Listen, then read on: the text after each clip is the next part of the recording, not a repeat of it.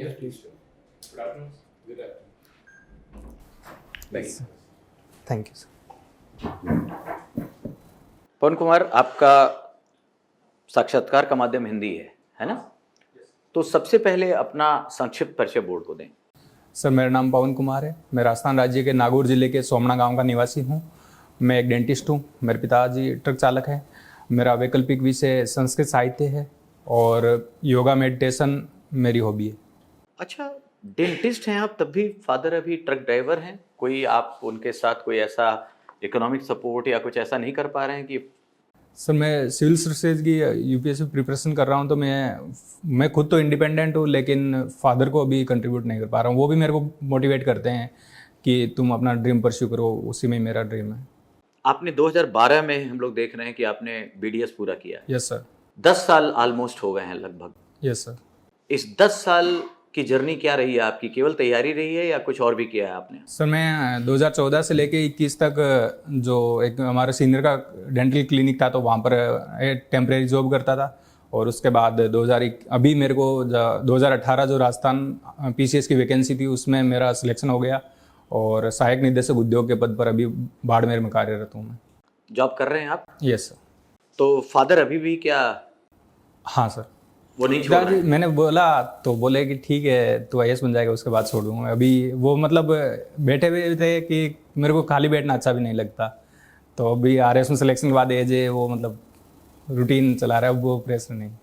अच्छा, तो अभी आप जैसे 10 साल और अभी आपकी नौकरी लगी, तो बाड़मेर में अभी आपने क्या देखा? आपने पद पर रहकर कुछ कार्य किया है आपने? सर, हमारा जो डिपार्टमेंट है, इंडस्ट्री डिपार्टमेंट, वो जो एमएसएमई छोटी इंडस्ट्रीज़ है, जो आर्टिजन्स हैं, उनको प्रमोट करता है। तो मैं फील्ड विजिट किया था मैंने। बाड़मेर की अजरक प्रिंट है, वो काफ़ी फेमस है, बहुत महंगी बिकती है, तो उनके जो कारीगर है उनसे मैं मिला था। फिर हमने एक जो लेदर क्लस्टर है 2-3, तो उनसे भी मिला था। वो ज़्यादातर उनका जो एक्सपोर्ट होता है माल, लेदर क्लस्टर, उनसे मिला।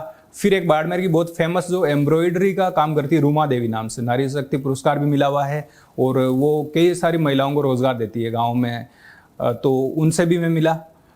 और इसके अलावा हमने एक फेयर ऑर्गेनाइज किया था बाड़मेर में कि भाई जो सिटी वाले लोग हैं, वो आर्टिजन्स हैं, उनका ट्रेडिशनल जो दस्तकार है, उनसे सामान खरीदे वो। तो मतलब आपने जागरूकता के लेवल पर, उसके प्रसार के लेवल पर, दोनों पर काम किया। Yes sir. अच्छा, अभी एमएसएमई को लेकर बहुत सारी योजनाएं चली, और अगर देखा जाए तो सरकार ने भी इसको ग्रोथ इंजन चुना है।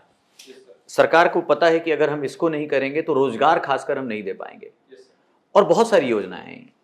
सबसे पहले तो मुझे 3 सबसे प्रमुख योजनाएं जो एमएसएमई को बूस्ट करने के लिए लाई गई हूं, उसके बारे में बात कीजिए। और दूसरी बात ये बताइए कि क्यों ये सक्सेस नहीं हो पाई उतनी, जितनी जिस तरीके से, जिस नीति और नियति से लाई गई थी। सर, एक तो फाइनेंस के लिए मुद्रा योजना है उनके, प्रधानमंत्री मुद्रा योजना। इसके अलावा सर स्टार्टअप इंडिया स्कीम है, इसमें भी इनको मोटिवेट किया गया एमएसएमईज को। इसके अलावा सर एमएसएमई की जो एक वो उनका जो एक स्टॉक एक्सचेंज टाइप का एक उनके लिए बनाया गया है कि जहाँ से वो फाइनेंस वो रिक्वायर कर सके। स्किल इंडिया के थ्रू भी गवर्नमेंट जो है छोटे जो ट्रेडिशनल आर्टिजन्स हैं उनको स्किल दे रही है, ताकि वो अपना सेल्फ एम्प्लॉयमेंट कुछ जनरेट कर सके।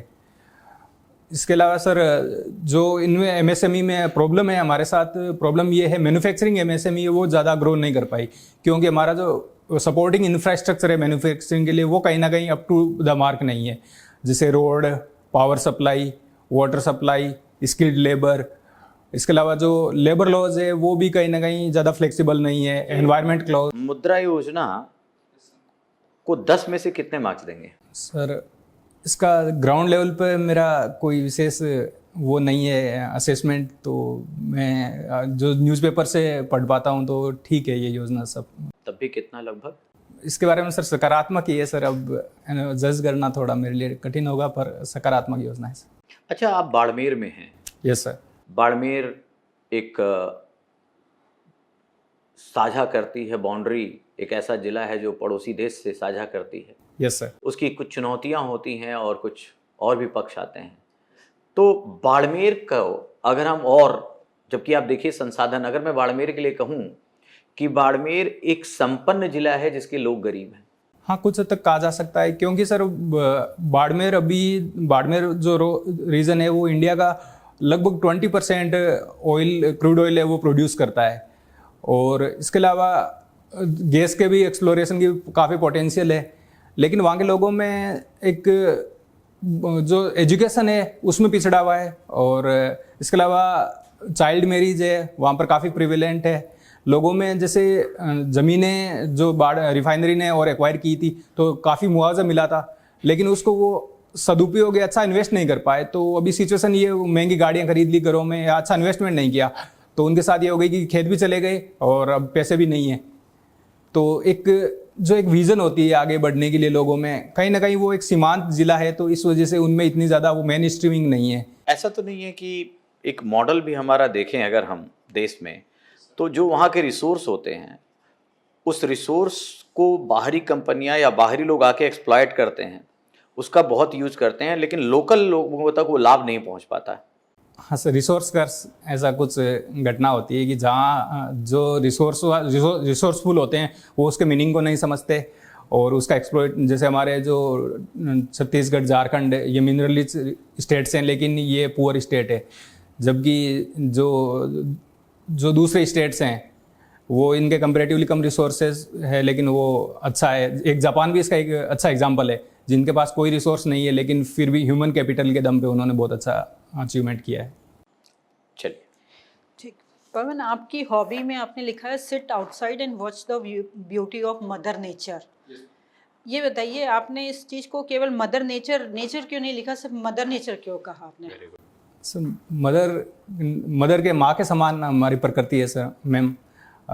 जब मेरे बचपन से ही आदत है, गांव में जैसे लाइट वगैरह नहीं होती थी तो दादी माँ के साथ शाम को ऐसे छत पे चल जाते थे, तो फिर जो पशु पक्षियों को देखता, थोड़ा अंधेरा होता तो चांद तारे देखना, तो मुझे बहुत अच्छा लगता था। उनसे रिलेटेड कुछ दादी माँ स्टोरीज भी बताती थी। नेचर को आप जेंडर बायस होके कैसे कह सकते हैं कि ये मदर है? मैम, सामान्य तौर पर जैसे हमारे जो ऋग्वेद पृथ्वी सूक्त है उसमें भी कहा गया है भूमि को माँ के तुल्य। हमारे जो संस्कृति है उसमें माता को सबसे जो सर्वोच्च स्थान दिया गया है, और नेचर से हम, हमारी जो मानव सभ्यता है तो उसका प्रकृति के सानिध्य में ही विकास हुआ है। प्रकृति में हमें माँ की तरह ही पाला पोसा है, तो इसलिए एक माँ। आपने वर्ड यूज किया सिट आउटसाइड, क्या सिट केवल आउटसाइड से ही इसको फील किया जा सकता है, इनसाइडली नहीं क्या फील हो सकता है?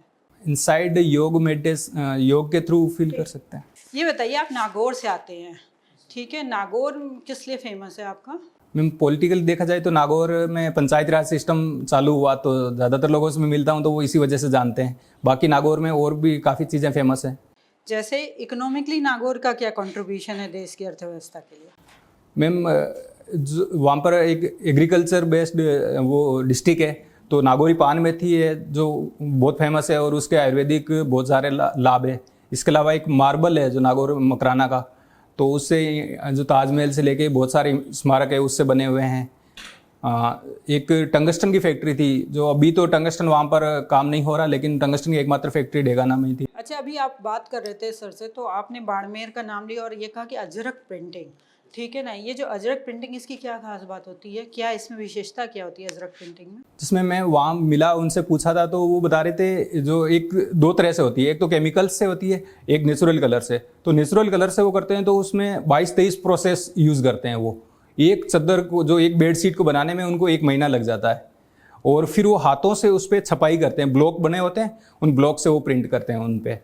चलिए, मैं आपको एक ऐसी पोजीशन में आपको एक सिचुएशन दे रही हूँ और मैं ये कह रही हूँ कि आप इंडस्ट्री सेक्टर में आज डायरेक्टर आपको पोस्ट किया गया है और आप IAS ऑफिसर हो, और आपसे ये कहा जाता है कि किसी ज़िले के लिए एक ऐसा प्रोग्राम बनाइए जिसमें आपको उस ज़िले का मैक्सिमम इकोनॉमिक डेवलपमेंट उस प्रोग्राम से सुनिश्चित हो सके। तो ऐसे कौन से 5 प्रायोरिटी आप अपने रखेंगे प्रोग्राम बनाते समय, निर्धारित करते समय, ताकि ज़िले का आर्थिक रूप से विकास किया जा सके? 5 प्रायोरिटी बताइएगा। जिले के क्या रिसोर्सेज है, उनके रिसोर्स बेस्ड, लोकल जो रिसोर्सेज है उनके बेसिस पे डेवलपमेंट हो, फिर स्किल डेवलपमेंट हो लोगों की, वहाँ पर क्या प्रॉब्लम्स है, जैसे कई जो लॉ एंड ऑर्डर उसको डेवलपमेंट या इन्वेस्टमेंट के लिए वो सबसे प्रथम प्रायोरिटी होती है, उसको भी सुनिश्चित करना। इसके अलावा जैसे कुछ इनोवेटिव चीज़ें कर सकते हैं कि लोगों को प्रमोट करें कि आप यहीं की चीज़ें हैं वो खरीदो। अगर लोग जैसे लोकल जो आर्टिजन है या लोकल जो एंटरप्रेन्योरशिप है, अगर उनका सामान खरीदेंगे तो फिर एक वो साइकिल चलेगा, इंडस्ट्रियल साइकिल। लास्ट, और इसके अलावा बेटर इंफ्रास्ट्रक्चर और इंडस्ट्री की तरफ से जो गवर्नमेंट की स्कीम्स हैं जैसे, तो उनको ज़्यादा से ज़्यादा उनका लाभ मिलना। संस्कृत लिटरेचर जो है आपका ऑप्शनल है, उसमें वर्गाश्रम व्यवस्था पढ़ना है आपको, सिलेबस में है ना, पढ़ा है ना? तो इसके बारे में संस्कृत में बताइए, इसका उल्लेख कहाँ मिलता है और क्या उल्लेख है? गीता में भगवान श्री कृष्ण कहते हैं चातुर्वर्ण्यम मया श्रेष्ठम गुण कर्म विभाग से, कि चारों वर्ण है वो मैंने सृजन किया है उनका गुण और कर्मों के आधार पे। तो हमारे जो वर्तमान जाति व्यवस्था है कहीं ना कहीं इसका विकृत रूप है। पहले गुणों के आधार पर व्यक्ति ब्राह्मण, वैश्य, शूद्र या जो क्षत्रिय होता था। और कहीं इसका उल्लेख मिलता है तो बाद की बात है, उसके पहले भी कहीं उल्लेख मिलता है। जो प्रथम प्रमाण मिलता है जाति व्यवस्था का, वो कहाँ मिलता है? सर जाति व्यवस्था का प्रमाण वर्ग व्यवस्था का ऋग्वेद के जो 10वें मंडल में कहा गया है, पर उस पे आरोप भी लगते हैं कि ये बाद नहीं, तो में क्या कहा गया मैं उस पे जाना चाहता हूं। उसमें कहा गया है कि जो ब्रह्मा है उसके मुख से, संस्कृत में आपका सर वो श्लोक थोड़ा मैं भी रिमेम्बर नहीं कर पा रहा हूँ, नहीं हो पा रहा है। ब्रह्मोर्वस मुखमासीद बाहु राजन्य कृतः उरु तदस्य द्वैस्य पदाभ्याम शूद्रो अजायत। इसको हिंदी में आप ट्रांसलेट करके बताइए। इसमें यह कि ब्रह्मा के मुख से ब्राह्मण की उत्पत्ति हुई, बाजू है बाहों से क्षत्रियों की उत्पत्ति हुई। आप ट्रांसलेट करिए, अर्थ सेंस मत बताइए, ट्रांसलेट करिए। संस्कृत के स्टूडेंट हैं आप। Yes sir. हाँ, ब्राह्मणो असमुखमासीद बाहु राजन्य कृतः। ब्रह्म जो है अश्य इसके मुख में है, मुखम आसीद, बाहु राजन्य जो भुजाएं हैं उनसे राजा, और उरु तदस्य वैश्य, उसकी उरु या जंगाएं हैं उनसे वैश्यों की उत्पत्ति हुई, और पादव शूद्रो अजायत, जो शूद्र है वो पांव से उत्पन्न है। ठीक है। आप नागौर से बिलोंग करते हैं, अभी पंचायती राज की बात हो रही थी। लगभग 30 साल होने आए हैं पंचायती राज अधिनियम को बने हुए। ठीक है, 92 में एक बात पारित हुआ था, आपको पता होगा। 30 सालों में पंचायती राज संस्थाओं की क्या उपलब्धियां हैं, क्या कमियां हैं और क्या सुधार करेंगे? पंचायती राज व्यवस्था ने सर जो डेमोक्रेसी है उसको कहीं ना कहीं ग्रास रूट लेवल तक पहुंचाया है। हम जो एक प्रतिनिधि लोकतंत्र से सहभागी लोकतंत्र की ओर गए हैं, जिससे महिलाओं और वंचित वर्गों को उनमें लीडरशिप का विकास हुआ है, सार्वजनिक जीवन में काम करने का उनको मौका मिला है। यद्यपि इस पे कुछ आरोप तो लगते हैं। इसके अलावा सर लोकतंत्र है वो इससे मजबूत हुआ है। जो लीडरशिप की दूसरी पंक्ति और तीसरी पंक्ति है वो तैयार हुई है। नेगेटिव में सर अभी भी कहा जा रहा है कि पंचायत राज जो सरपंच पति का कहीं ना कहीं ये देखा जाता है कि जो वाइफ है तो उसके हस्बैंड है उस पर काम कर रहे हैं। दूसरा, पंचायत राज संस्थाओं के साथ ऐसा भी होता है कि स्टेट गवर्नमेंट से उन्होंने उतनी पावर उनको सौंपी नहीं है जो संविधान में कहा गया है। फंड फंक्शन और फंक्शनरीज उनकी कमी देखी गई है। तो ये जो फंड्स की समस्या है, अगर मान लीजिए आपको कहा जाए कि पंचायतों को मजबूत बनाना है, तो उसको कैसे दूर करेंगे आप? उसमें तो जो फाइनेंस कमीशन, जैसे स्टेट फाइनेंस कमीशन रिकमेंड, उसके अतिरिक्त अगर मान लीजिए पंचायतों को एक्स्ट्रा रिसोर्सेज जुटाने हैं अपने लेवल से, मान लो सेंट्रल गवर्नमेंट भी नहीं दे रही, स्टेट गवर्नमेंट भी नहीं दे रही है, और आपको पंचायत राज अधिकारी बना दिया जाए और कहा जाए कि आप भाई अपने रिसोर्सेज जुटाओ और अपना काम करो, तो कैसे एक्स्ट्रा रिसोर्सेज जुटा सकते हैं? एक्स्ट्रा रिसोर्सेज सर, एक तो क्राउड फंडिंग से, जैसे एक नागालैंड में एक जो डीएम है उन्होंने ऐसा काम किया था, क्राउड फंडिंग से रोड बना दी थी 100 किलोमीटर की। तो अगर हम वास्तव में अगर कुछ काम करना चाहते हैं तो जनता आजकल बहुत सपोर्ट करती है। इसके अलावा जो टैक्स का प्रोविज़न है लोकल बॉडीज़ पे, उन पे आरोप लगते हैं कि वो पॉपुलर पॉलिसीज़ के कारण टैक्स लगाते नहीं हैं। तो अगर ऐसा कुछ टैक्स का प्रावधान हो तो हम उस टैक्स को भी लगा सकते हैं। क्राउड फंडिंग, लोगों से श्रमदान और सहयोग भी कर। अच्छा, आप आईएएस बनना क्यों चाहते हैं? कुछ जीवन में कुछ क्या करना चाहते हैं इस बन करके? आईएएस बनने की सर सबसे पहली प्रेरणा मुझे 2006 में गोविंद जायसवाल महोदय के साक्षात्कार को पढ़ के मिली थी। न्यूज़पेपर की फर्स्ट हेडिंग आई थी, रिक्शा चालक का बेटा आईएएस। तब मुझे लगा कि अगर एक रिक्शा चालक का बेटा आईएएस बन सकता है तो एक ट्रक चालक का बेटा भी आईएएस बन सकता है। तो आप तो मान लीजिए बन गए, तो कुछ सोचा होगा ना कि मैं बन के करूँगा कुछ, तो क्या करना चाहेंगे? बन के सर सबसे पहले तो जो एक ट्रक ड्राइवर कम्युनिटी है, कहीं ना कहीं वो समाज का सबसे हाशिए पे एक वर्ग है, उनके बारे में मेन स्ट्रीम पे कभी कोई बातचीत नहीं होती। उनके बच्चे हैं तो बहुत कम होता है, मैंने देखा नहीं है कि कोई पढ़ पाता है क्या। तो उनके लिए कुछ करना, उनके बच्चे पढ़े। हम ये भी कर सकते हैं कि इसको एक स्किल्ड जॉब का दर्जा दे दिया जाए, तो कई लाख जो जॉब है वो क्रिएट हो सकती है। यूएसए और अदर कंट्रीज में ये स्किल्ड जॉब का दर्जा है। इसके अलावा सर वुमेन्स एजुकेशन, हमारा जो क्षेत्र है वो महिलाओं में काफ़ी पिछड़ा हुआ है, महिला शिक्षा में, और इस वजह से बच्चियों की जल्दी शादी कर दी जाती है। तो अगर हम बच्चियों को पढ़ाएं तो शादी भी लेट होगी उनकी, और कहीं ना कहीं वुमेन एम्पावरमेंट भी बढ़ेगा। तो महिलाओं बच्चियों की शिक्षा के लिए, और जो भी कुछ प्रतिभाशाली बच्चे होते हैं, जैसे मैंने बहुत से देखे, मेरे गांव में भी हैं, तो हम कुछ एक दो बच्चे हैं जो बहुत टैलेंटेड एक्स्ट्रा ऑर्डिनरी होते हैं, लेकिन कुछ रिसोर्स या कुछ कमियों के कारण वो पढ़ नहीं पाते। तो उनके लिए मेरा कुछ सोचना है कि एक ट्रस्ट वगैरह कुछ बनाऊं और ऐसे बच्चों की पहचान करके उनकी शिक्षा के लिए उचित व्यवस्था करूं। ओके, लास्ट क्वेश्चन हमारी तरफ से, लेदर क्लस्टर की, आप कहीं लेदर क्लस्टर में गए थे आप? एक मान लीजिए फॉरेन की बहुत बड़ी कंपनी है, ठीक है, वो इंडिया में 2 ट्रिलियन इन्वेस्ट करने को तैयार है। 5 ट्रिलियन इकोनॉमी का हमने लक्ष्य रखा, वो सीधे मानती है कि आप हमें अलाउ करेंगे तो इंडिया में 2 ट्रिलियन हम इन्वेस्ट करेंगे, ठीक है। लेकिन उस इंडस्ट्री के बारे में जो चर्चा है इंटरनेशनल मार्केट में कि वो टैनिंग के लिए जो केमिकल यूज़ करती है, वो केमिकल जब वाटर के साथ मिलता है तो वो कैंसर का बहुत बड़ा स्रोत है, और उसकी कंपनियां फॉरेन में बंद हो रही हैं और इंडिया में वो अप्लाई कर रही है, और आपके हाथ में, आप उसको परमिशन देंगे या नहीं देंगे? अगर परमिशन देते हैं तो 2 ट्रिलियन इन्वेस्टमेंट की वजह से लोगों को बहुत बड़े पैमाने पर रोज़गार मिलेगा, और दूसरी तरफ ये भी हो सकता है कुछ लोगों को हेल्थ इश्यूज भी आएँ। कैसे इसको टैकल करेंगे? सर पहले मैं ये देखूंगा कि हमें इन्वेस्टमेंट की ज़रूरत है, तो क्या इस चीज़ का कोई सॉल्यूशन है कि जो उसकी टैनिंग या उसका पॉल्यूशन है उसका कोई इलाज हो सकता है? क्या हम उसको एक्सेप्टेबल लेवल तक ला सकते हैं? अगर हाँ, तब तो हम हाँ कर सकते हैं। अदरवाइज हमारे लिए जो लोगों का स्वास्थ्य है वो पहली प्राथमिकता होती है हर सरकार की। अच्छा, एक क्वेश्चन और, बीडीएस चूँकि आपने किया हुआ है, तो 10 साल का जो एक्सपीरियंस है बीडीएम डेंटिस्ट का, एज ए डेंटिस्ट, उसको प्रशासन में कैसे प्रयोग में लाएंगे? प्रशासन में सर अभी आजकल बच्चों में जैसे हेल्थ जो कैरीज है, डेंटल कैरीज है, उनके लिए हम अवेयरनेस कैंपेन चला सकते हैं। और हेल्थ सेक्टर में अगर कोई पॉलिसी मेकिंग या कोई प्रोग्राम इम्प्लीमेंटेशन हुआ तो वो मेरा एक्सपर्टीज़ नॉलेज है, वो उसमें काम आ सकता है। और कुछ? और इसके अलावा सर कैंसर, जो ओरल कैंसर से रिलेटेड अवेयरनेस कैंपेन है। ये तो मेडिकल हो गया, प्रशासन में कुछ कर चाहे? प्रशासन सर इनको डील करता है। चलिए ठीक है। इंडस्ट्री डिपार्टमेंट, चलिए, एयरपोर्ट अथॉरिटी इंडिया ने एक अवसर ABSAR की स्कीम चलाई, सबको for airport as venue for skilled artisan of tourism. क्या है कुछ बताएं इस संदर्भ में?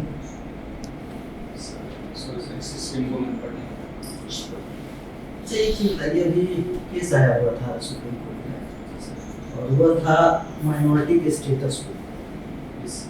भारत में माइनॉरिटी के स्टेटस के विषय में सेंट्रल गवर्नमेंट आल्सो रिस्पांसिबल। क्या इस सिस्टम को बदला जाना चाहिए? सुप्रीम कोर्ट में इसके बारे में मैंने पढ़ा था कि 8 स्टेट्स हैं वहाँ जो हिंदूज है, जो मेजोरिटी है इंडिया में, वो माइनॉरिटी है, तो स्टेट गवर्नमेंट है वो उनको माइनॉरिटी का स्टेटस दे सकती है। ये बताया गया, इसके बाद ऐसा पढ़ा था कि दे सकती है सर। अच्छा, फंडामेंटल राइट, फंडामेंटल ड्यूटीज आपके लिए क्या मतलब है? मौलिक अधिकार या मौलिक कर्तव्य? सर एक ही सिक्के के ये दोनों दो पहलू है, मौलिक अधिकार और मौलिक कर्तव्य। अगर हम अपने कर्तव्यों का पालन करेंगे तो एक बेटर जो सोसाइटी है उसको बना सकते हैं, लेकिन देखने में ये आता है कि लोग अधिकारों के बारे में तो ज़्यादा जागरूक है, लेकिन कर्तव्यों को कहीं ना कहीं हम भूल जाते हैं। अभी भारत सरकार के द्वारा AKA आज़ादी का अमृत महोत्सव कार्यक्रम चलाया जा रहा है। इस कार्यक्रम की उपयोगिता सामान्य भारतीयों के लिए क्या है? सर अभी हमारे जो फ्रीडम जो हमने कैसे मतलब स्वतंत्रता प्राप्त की, ये चीज़ जो हमारी युवा पीढ़ी है, आने वाली पीढ़ी है, उनको एहसास दिलाना।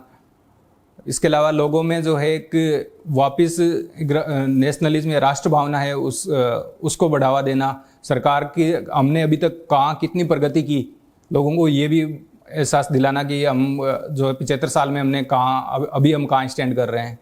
आपको नहीं लगता है कि भारत ऐसे देश में जहाँ बेरोजगारी, निर्धनता, स्वास्थ्य सेवाओं तक बहुत सीमित पहुंच जैसी समस्याएं हैं, वहाँ सरकार पिछले 75 सालों में हमने क्या खोया क्या पाया करने के बजाय उस अमाउंट को अगर विभिन्न जो कल्याणकारी की योजनाएं हैं उनमें लगाए तो वो भी ज़्यादा फ्रूटफुल हो।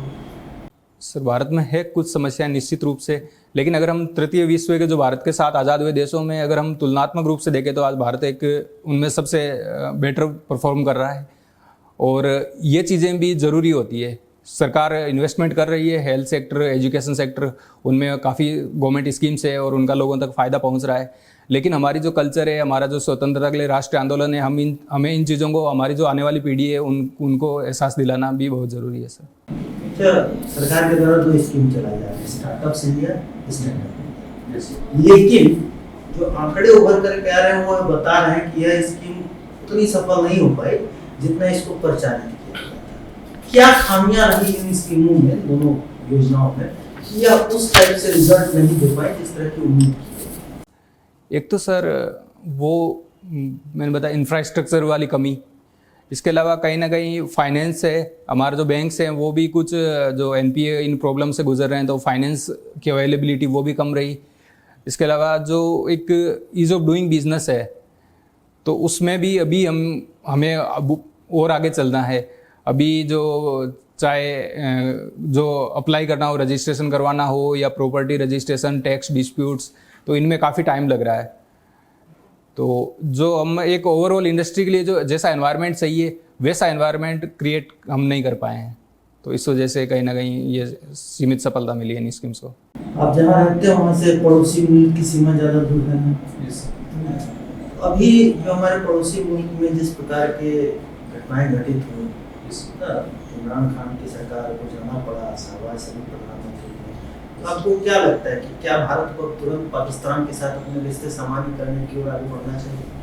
सर, पाकिस्तान में वास्तव में जो वहाँ की आर्मी है वो फॉरेन पॉलिसी और इन चीज़ों को रूल करती है, तो वहाँ पर जब तक कोई फंडामेंटल चेंज नहीं हो तब तक हम पाकिस्तान से उम्मीद नहीं कर सकते। और उन्होंने जो जम्मू एंड कश्मीर इश्यू है उसको अभी जो प्रधानमंत्री को धन्यवाद ट्वीट दिया उसमें इसको भी ले लिया, उन्होंने उठा लिया, तो इसका मतलब वो पाकिस्तान अभी सीरियस नहीं है कि इंडिया के साथ डायलॉग हो। आप 2 साल पहले राजस्थान एडमिनिस्ट्रेटिव सर्विस ज्वाइन की? नहीं सर, एग्ज़ाम हुआ था 2018 में, लेकिन उसकी ज्वाइनिंग अभी मिली है सर, यानी 2022 में। आपके लिए कौन सा पेंशन सिस्टम है? अभी सर राजस्थान गवर्नमेंट ने जो ओल्ड पेंशन स्कीम थी उसको बहाल कर दिया सर। लेकिन आपकी ज्वाइनिंग जब हुई थी उस समय ओल्ड पेंशन स्कीम है, न्यू पेंशन स्कीम? उस समय तो सर न्यू एनपीएस थी। एनपीएस और ओपीएस की बहस में सबसे बड़ा आधार क्या और क्यों लगता है कि आपको ओपीएस ले आना चाहिए? सर, ये इकोनॉमिस्ट है जो इकोनॉमी वो ये मानते हैं कि जो एनपीएस है वो बेटर है, और जो कर्मचारी हैं उनके हित वो ये मानते हैं कि ओल्ड पेंशन स्कीम बेटर है। क्योंकि होता ये है कि सरकार को जो पेंशन और जो एडमिनिस्ट्रेटिव खर्च होता है वो कम करना होता है। अभी जो मिनिमम गवर्नमेंट मैक्सिमम गवर्नेंस का कंसेप्ट है, तो उसमें ये है कि गवर्नमेंट अपने जो खर्चे हैं उनको कम करे और उनको जो प्रोडक्टिव एक्सपेंस है उनमें खर्च करे। तो इसलिए सरकार है वो जो हमने रोल बैक किया और न्यू पेंशन स्कीम की ओर गए, लेकिन अब राजस्थान गवर्नमेंट डिसीजन लिया कि हम ओपीएस लाएंगे, एनपीएस को खत्म करेंगे। आपके लिए ओपीएस का क्या मतलब और एनपीएस का क्या मतलब है? वो पेंशन है, उसमें जो सैलरी से नहीं कटेगी और ज़्यादा मिलेगी, सिंपल। किसमें? ओपीएस में। ओपीएस में सैलरी पेंशन से जो पेंशन सैलरी से जो सैलरी से पेंशन, सैलरी से कटौती नहीं, कटौती होती है, वो ओपीएस में नहीं होगी। यस। और एनपीएस में होती है। कितना होता है इसमें सर? एग्जैक्ट मेरे को आइडिया 10% के अप्रोक्सीमेट कहीं पड़ा था मुझे। ओके। एक और मुद्दा अभी राजस्थान बजट में आया, जो कि पूरे देश भर में पहला बजट है वो, जिसने उस इश्यू को उठाया, उसको लागू करने वाला है, उससे मेजर चेंज आने वाला है। थोड़ा सा आप अर्बन मनरेगा का नाम सुना? सॉरी सर, कोई बात नहीं।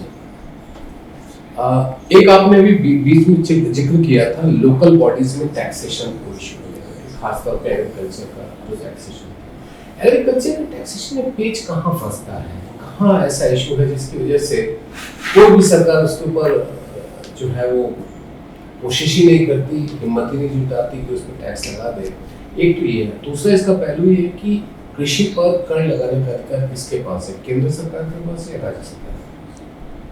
सर पहला क्वेश्चन तो ये कि एग्रीकल्चर बहुत सेंसिटिव इशू है, तो इसलिए जो गवर्नमेंट की वैसे भी इमेज थोड़ी सी ऐसे बन जाती है कि भाई ये जो फार्मर्स है उन पे ध्यान नहीं दे रही, तो इसलिए गवर्नमेंट इसको पॉलिटिकली सेंसिटिव इशू होने के कारण टच नहीं करना चाहती। सेकंड ये है कि सर इनकम टैक्स तो जो गवर्नमेंट ऑफ इंडिया है वो लगाती है, तो एग्रीकल्चर अगर इनकम पे टैक्स लगाए तो गवर्नमेंट ऑफ इंडिया लगाएगी, और वैसे टैक्स लगाए तो फिर स्टेट गवर्नमेंट लगा सकती है, क्योंकि कृषि है वो राज्य सूची का विषय है।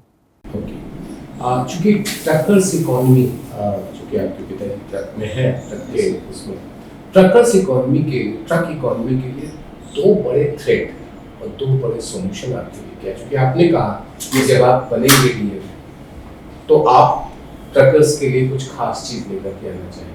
ट्रकर्स के लिए जैसे एक तो सर ड्राइवर्स की कमी है, स्किल्ड अच्छे ड्राइवर्स, क्योंकि सोशली इसको ज़्यादा रिकग्निशन नहीं है, तो इसको एक हीन जॉब माना जाता है, तो लोग आना नहीं चाहते, जो अच्छे जो युवा है वो आना नहीं चाहते। तो अभी मैंने कोई रिपोर्ट पढ़ी थी कि उसमें 1/3 ट्रक्स हैं वो खाली पड़े हैं, मतलब ड्राइवर नहीं मिल रहे उनको। सेकेंड जो प्राइस राइज है, जो डीजल की प्राइस है वो कहीं ना कहीं जो मार्जिन है, अभी 2000 आज से 10 साल पहले जो दिल्ली के नागौर से दिल्ली के लिए जो किराया था लगभग वही है, और जो डीजल के दाम है वो 40 रुपये पर लीटर से 100 लीटर तक पहुंच गए। तो ये दो मेरे हिसाब से जो ज़्यादा चैलेंज है। और सॉल्यूशन सर अगर हम स्किल्ड जॉब का इसको दर्जा दे दें, और अगर उनको ड्राइवर्स है उनको सोशल सिक्योरिटी प्रोवाइड कर दें, तो कहीं ना कहीं युवा हैं वो इस ओर आना पसंद करेंगे। इसको एक जो जॉब डिग्निटी है वो अगर इसकी रिस्टोर कर दिया जाए। डीजल पेट्रोल पे जब कभी भी दाम बढ़ते हैं शोर मचता है, इसको जीएसटी में है ना, कोई राजी नहीं होता, सब शोर मचाते हैं, चाहे सेंटर की पार्टी हो चाहे स्टेट की पार्टी हो, लेकिन दोनों में से कोई कदम नहीं उठाता। समस्या क्या है? हमारा जो टैक्सेशन सिस्टम है कहीं ना कहीं वो डीजल जो ऑयल है इस पर बहुत ज़्यादा डिपेंड है। गवर्नमेंट की रेवेन्यू का एक बहुत बड़ा पार्ट इससे आता है, चाहे स्टेट गवर्नमेंट हो चाहे सेंट्रल गवर्नमेंट हो। तो इसलिए अगर हमारे जो अदर जो टैक्स रिसोर्सेज अगर उनको हमने डाइवर्सिफाइड नहीं किया है, तो ऑयल पे ज़्यादा डिपेंडेंस है, सरकार के जो रेवेन्यू है वो कम हो जाएंगे बहुत ज़्यादा अगर हम इसको जीएसटी में ले आए तो। 3 क्वेश्चन 3 एरिया। सबसे पहले संस्कृत से। Yes sir. लगता है कि अभी संस्कृत रेलेवेंट है 2022 में जब हम पढ़ रहे हैं, आप प्रशासनिक अधिकारी बनने जा रहे हैं, आपने बीडीएस किया हुआ है, ऐसी चीज़ आपने पढ़ी कि आप युवाओं को बता सकें या संदेश दे सकें कि नहीं संस्कृत लेनी चाहिए, पढ़नी चाहिए? सर फर्स्ट चीज़ मैंने ये देखा कि हमारी जो इंडिया की सारी लैंग्वेजेज हैं वो कहीं ना कहीं या तो संस्कृत से ओरिजिन हुआ है उनका, या कहीं ना कहीं वो संस्कृत से हाईली इन्फ्लुएंस्ड है। तो इस वजह से अगर मेरे लिए चाहे दूसरी लैंग्वेज सीखना, जो अदर इंडियन स्टेट की लैंग्वेज, अगर मैं संस्कृत सीख गया तो बहुत ईजी हो जाएगा। तो कहीं ना कहीं जो हमारा नेशनल इंटीग्रेशन है संस्कृत उसको बढ़ाता है, और इसीलिए डॉक्टर अम्बेडकर एक प्रस्ताव लेके आ गए थे कि संस्कृत को राजभाषा का दर्जा दिया जाए। नेशनल यूनिटी के साथ सर हम इंटरनेशनल रिलेशंस को भी संस्कृत से मजबूत कर सकते हैं, कि जो यूरोपियन लैंग्वेजेज हैं वो इंडो यूरोपियन फैमिली की जो मदर लैंग्वेज है वो संस्कृत है। तो इस संस्कृत के वर्ड के साथ रशियन, जर्मनिक, फ्रेंच या इंग्लिश, इन वर्ड में बहुत ज़्यादा समानताएं हैं। कुछ जैसे एग्जाम्पल मदर, तो मातृ शब्द है संस्कृत का उससे मदर बना है, अनामिका शब्द है संस्कृत का उससे एनोनिमस बना है। तो जो रूट वर्ड है संस्कृत में होती है धातु, धातु का एक ग्रीक या लैटिन में होता है रूट वर्ड, और उससे अंग्रेजी बनी है। तो अंग्रेजी के अगर अंग्रेजी के भी कई शब्द है वो संस्कृत की रूट हम खोज सकते हैं उनमें। इसके अलावा सर संस्कृत भारतीय जो मानस, हमारा जो भारत की संस्कृति को जानने का, भारत की आत्मा को जानने का एक माध्यम है, प्रवेश द्वार है भारतीय संस्कृति का संस्कृत। लेकिन ऐसा नहीं लगता कि हम तो हिंदी को लेके चले और अभी माननीय गृह मंत्री ने कहा कि हिंदी संपर्क भाषा के रूप में और मजबूत की जाए, लेकिन साथ साथ ये भी कहा कि हमारे अन्य भाषाओं को भी मजबूत किया जाए, लेकिन इसके बावजूद तमिलनाडु में, कर्नाटक में इसके खिलाफ लोग आ गए। तो संस्कृत तो अब व्यवहारिक तौर पर बहुत पीछे है, या फिर ये कही कि इसकी पॉपुलैरिटी कम है, लोग इस्तेमाल व्यवहारिक स्तर पर नहीं करते। अभी के दौर में क्या देखते हैं आप? सर, भाषा एक बहुत संवेदनशील मुद्दा होता है, और जो तमिलनाडु है तो वहाँ की जो राजनीति रही है तो भाषा को लेके बहुत ज़्यादा रही है, हिंदी विरोधी आंदोलन भी हुए हैं। तो हमें जो हिंदी के बारे में थोड़ा हमें कोशिश नहीं करनी चाहिए ऐसी कि उनको ऐसा लगे कि हिंदी हम पर थोपी जा रही है। ऐसा क्यों है कि हम इंग्लिश के लिए तो तैयार हैं, जो हम पे रूल किया गया, कॉलोनियल रूल, हम इंग्लिश को एक भाषा और संपर्क भाषा के रूप में हमारे दक्षिण वाले या सब तैयार हैं। लेकिन जब अपनी बात आती है जिसमें हमारा संघर्ष हुआ, जिसने पूरा हमारा इंडिपेंडेंस मूवमेंट उसको देखा, लेकिन उसमें दिक्कत आती है, ऐसा क्यों? सर, वहाँ पे एक जो आंदोलन चला, द्रविडियन आंदोलन, तो ये एक उसकी कहीं ना कहीं लिगेसी है ये, कि जो ब्राह्मणवाद विरोध। चलिए आपका दूसरा नेचर की बात करते हैं। यस। आपने नेचर को देखा, आप देखना उसको पसंद करते हैं, और आजकल सतत विकास की बात हो रही है, नेचर रिस्टोरेशन की बात हो रही है।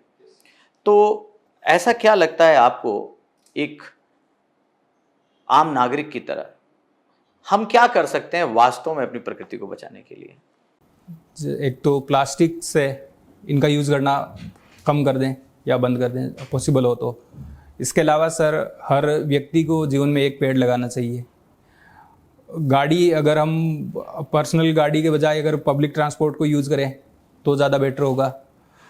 और फिर सबसे बड़ी बात सर, कि बड़ा आदमी हो जाता है तो उसकी आदत चेंज होने में थोड़ा टाइम लगता है, लेकिन अगर हम बच्चों को, स्कूली बच्चे हैं, अगर उनको पर्यावरण संरक्षण की शिक्षा दें तो कहीं ना कहीं वो एक आगे आने वाला भविष्य है, वो हम एक। अच्छा, संस्कृत में तो पर्यावरण, सौंदर्य और प्रकृति को लेकर बहुत कुछ लिखा गया है।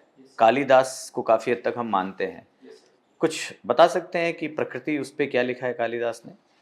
उनका जो मेघदूत है, कालिदास पूरे संस्कृत साहित्य में प्रकृति वर्णन हर काव्य में एक उसकी विशेषता रही है। प्रकृति के विभिन्न रूपों की, नदी, पर्वत, पठार, जो वन, पशु पक्षी, सामान्य जो जीवन है, उनके बारे में बहुत लिखा है।